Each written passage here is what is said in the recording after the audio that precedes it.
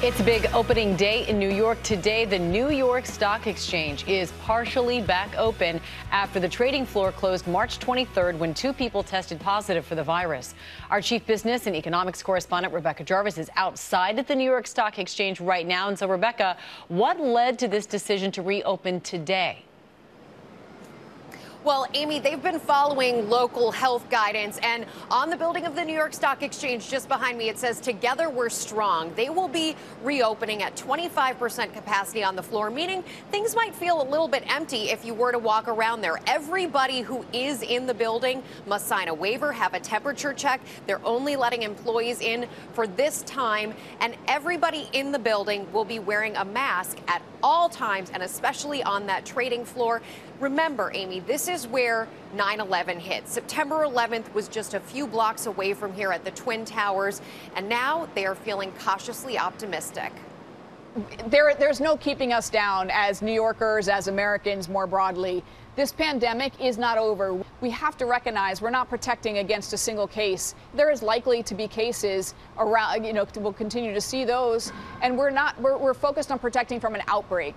And also, we recognize the fact that there's going to need to be some flexibility as conditions change. Are you saying that it's possible that you could ultimately close the floor again if there was another big outbreak here in New York?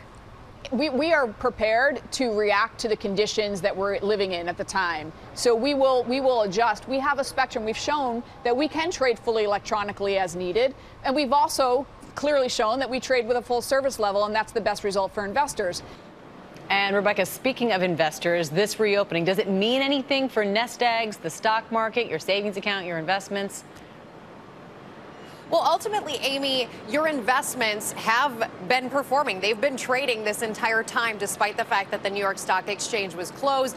The markets open every day at 9:30 and close every day at 4 p.m. But ultimately, this is a good reminder in this moment in time. If you had put $10,000 into the market at the beginning of this year and invested it, you now would have lost about $850 of that money. But if you had sold even a few weeks ago, you might have lost twice that much. And the reminder here is to invest for the long term. If you try to time it, you oftentimes lose. But Amy, if you invest historically speaking for the long term, you make money over the long run.